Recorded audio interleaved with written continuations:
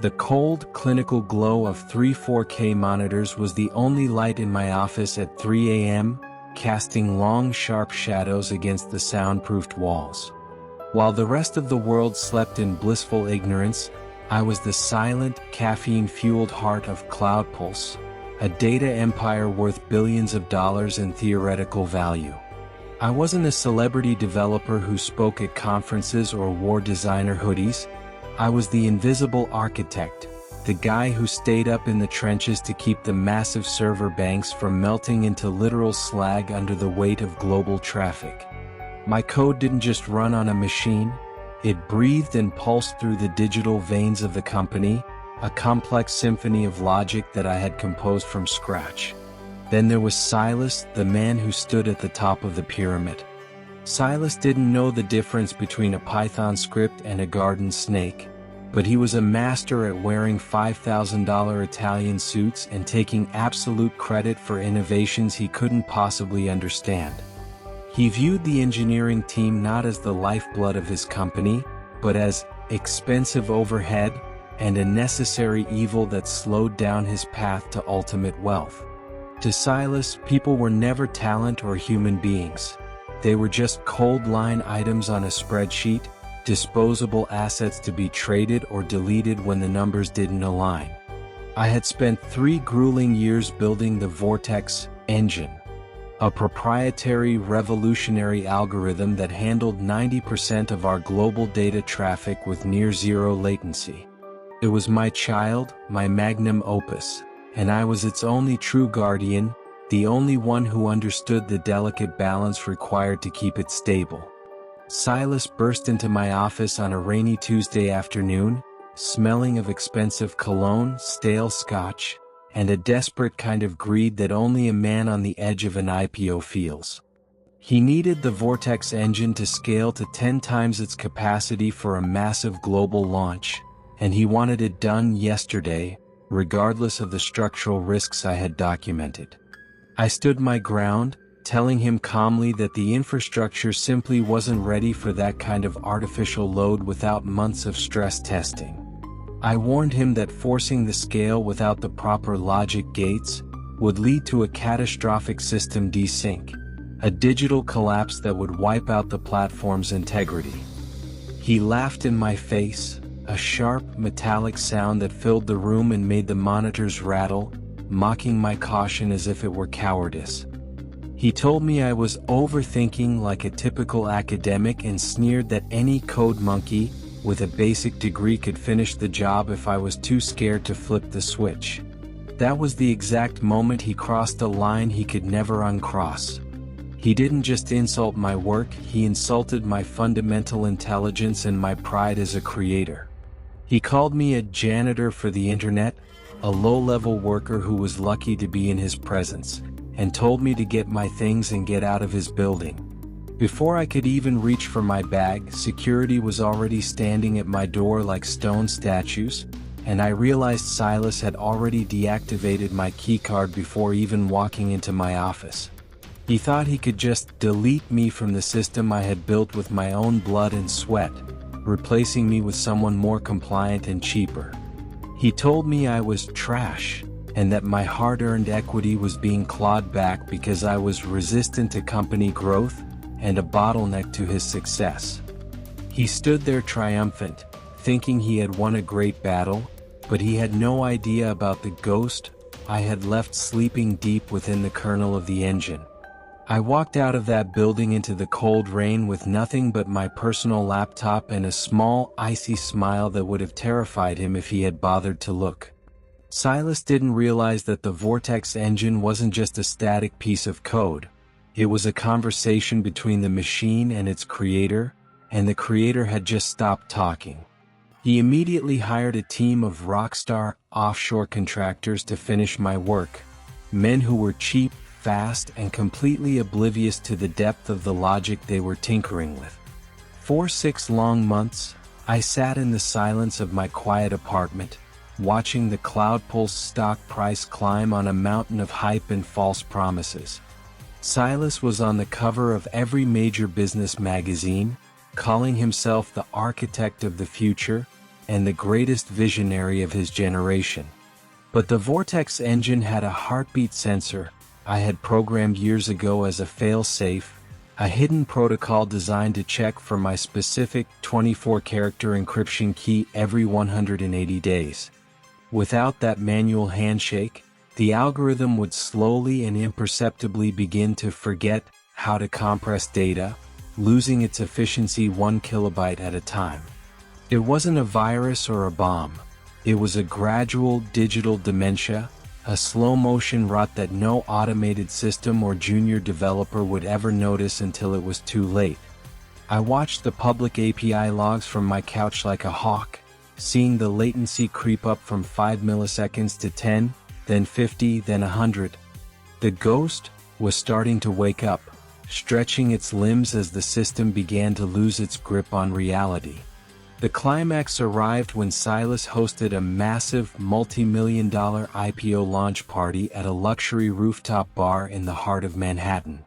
He had invited the most powerful investors and journalists in the world to watch the Vortex engine scale to its maximum capacity live on the big screens.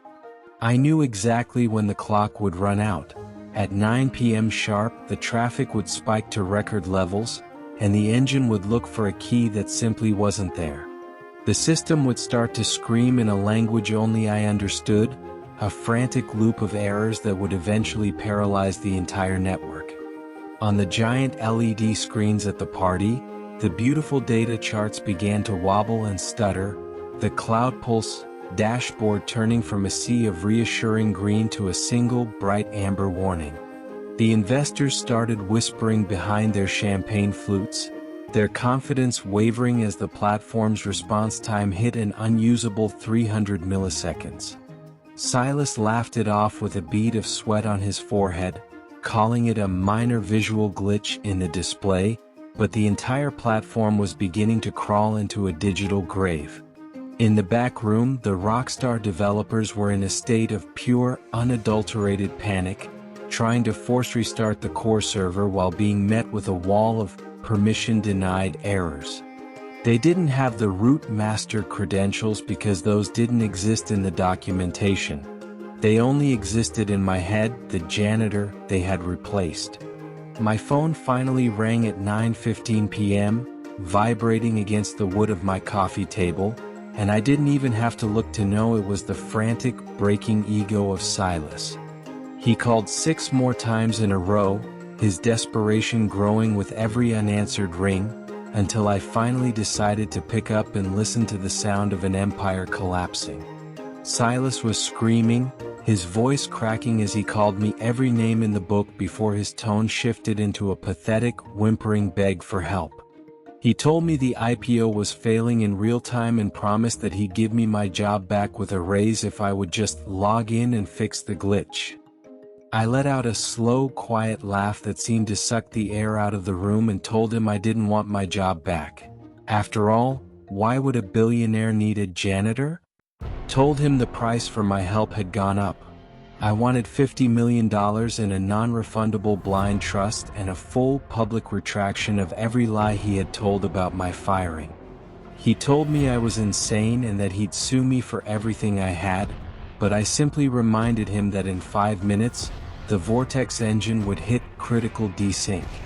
If that happened, the system would automatically delete the master database to protect the hardware from permanent corruption, and he would be left with nothing but a pile of lawsuits. I heard the sound of a glass shattering on the other end of the line, the sound of Silas finally breaking as he realized his expensive suit was now just a burial shroud for his career. The wire transfer hit my account 3 minutes later, a string of zeros that represented the total surrender of a man who thought he was a god. I logged into the terminal from my laptop, entered the ghost key, and watched as the latency dropped instantly and the amber warnings turned back into a steady, healthy green. Silas thought the nightmare was over and walked back onto the stage with a fake smile, trying to tell the crowd that the glitch had been handled by his brilliant leadership. But I had included a public truth clause in the override code. As the system came back online, it didn't just display the company's data, It displayed the raw, unedited truth. The entire history of our private Slack messages, where Silas called the engineers replaceable trash, and joked about cheating the investors, scrolled across the 50-foot screens for everyone to see. The silence on that rooftop was louder than any explosion I've ever heard. Silas turned around, his face turning the color of ash as he read his own words in giant letters. The IPO crashed into the floor before it even officially began, and investors pulled their money out by the tens of millions as the news went global in seconds. Within a week, the board of directors fired him with cause, and though they tried to hire me as the new CEO to save the brand, I told them I wasn't interested in babysitting a corpse. I took my $50 million and vanished into the quiet corners of the world, leaving behind the suits, the throne rooms, and the fake magazine covers. I didn't need the spotlight, I just needed my code, my peace, and the ability to look at myself in the mirror without seeing a corporate slave. Silas ended up in a tiny, cramped office in a suburban strip mall, trying to disrupt the laundry industry with a failed app that no one would ever download. No reputable developer would ever take his calls, and the architect of the future became a cautionary tale that mothers in Silicon Valley tell their children. He forgot the most important rule of the modern world. The people who build the structures are the ones who know exactly how to tear them down from the inside. Sometimes I still check the CloudPulse logs just for the nostalgia, seeing that the new team is doing okay, though they still haven't found the secondary ghost I left in the backups. Respect isn't something you can buy with a stock option or a fancy title. It's something you earn in the trenches with the people who actually do the work. If you forget that, if you treat the builders like trash, the ghost will always find a way to come home and collect its due.